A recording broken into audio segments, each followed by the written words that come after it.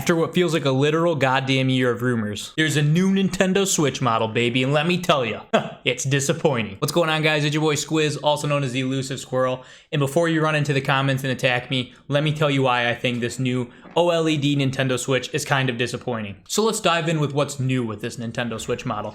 As you can see at the start, the big selling point is the new OLED screen. It's gonna give us some really vivid colors, a great range of colors, and a nice crisp picture. And on top of that, they did increase the screen size to 7-inch, whereas the previous model, the normal Switch model, was a 6.2-inch screen. And let me tell you, that's pretty much the best and only major upgrade they've made on this system. And don't get me wrong, it's a good upgrade. OLED sweet. I love that they increased the size of the screen a little bit, but just keep going. Just keep following with me. Now, the next upgrade isn't a huge tech upgrade, but it's definitely a welcomed upgrade for me. It's kind of more of a functional upgrade here, as you have a wide and adjustable stand. Instead of having the little flimsy stand on the Switch that like broke half the time you kicked it out, the whole bottom of the device will slide out and you can adjust it at different ranges, which I think is phenomenal. I am super happy about that. Like I said, it's not a huge technical thing, but that is very much welcome. They needed to do that a while ago. It actually makes tabletop mode useful now. Like, I feel like nobody actually used tabletop mode before unless you're on a plane, and I think this makes it a little more realistic. Another slight but very welcomed upgrade we got here is there's an actual built-in LAN port on the dock itself. Now, Nintendo Online's a whole issue in itself. We can make a whole video about that if we wanted to, but it is nice to see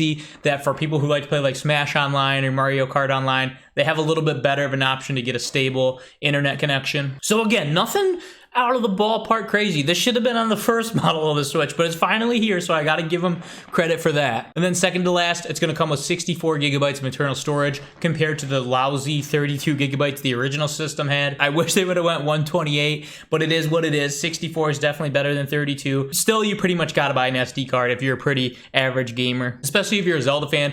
Breath of the Wild and Breath of the Wild 2, and that comes out, will probably fill up close to this whole thing, so you're still gonna have to buy an SD card. And next to the screen, this is probably the next best upgrade they made. It's enhanced audio. They basically just put better speakers in the device, and us Switch users can tell you that's very welcome because the audio has been garbage on the Switch for the most part. I mean, most people use headphones anyways, so it's not like a crazy big deal, but it's definitely welcomed. It seemed like it was some super old ragtag speakers in there before. And that concludes our upgrades for this brand new Switch model that's $349.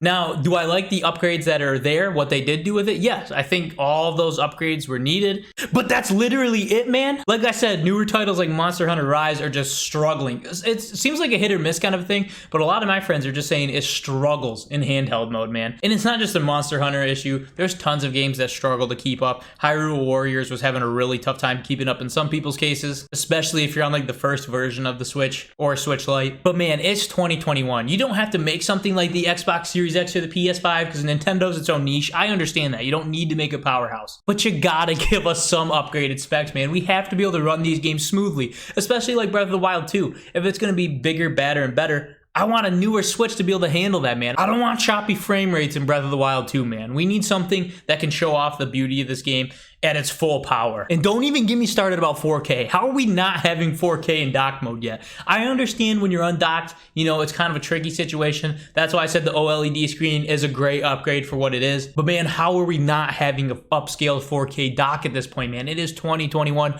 almost 2022 by the time this thing comes out. And don't get me wrong, I think this is a great system. I almost think that this should have replaced the like original base model Switch that we have now. This should have replaced the original base model, and then at launch with this, or a month or two later, they should launch another Pro version of the console. So this would just be the base level, then you have the Pro, and you'd still have the Switch Lite being supported. I mean, there's like minimal upgrades to this device compared to the base model we have now. And they haven't even said anything about battery life, so who knows about that, but it's pretty much the same inside as a regular Switch Lite, just a newer screen. And to me, that's really dropping the ball. Unless you're just replacing the base model and coming out with a newer system alongside of that. I don't see why anybody who has a base model Switch would want to run out and spend $350 for this new version. I feel like with all these rumors swirling the past month, Nintendo had all this hype built up, and I can't lie, this does feel like kind of a disappointment, and that tends to happen in video games. Sometimes the hype is too much, whether it be with hardware or games, and then we all feel let down when it's finally released. This isn't new to gaming. I just feel like Nintendo could have done much more with this. But enough about me. In the comments below, let me know, what did you guys think about this new system? Are you planning on picking it up if you already have a Switch? And if so, why? As always, guys, I thank you so much for making it to the end of the video, and I will catch you on the next one.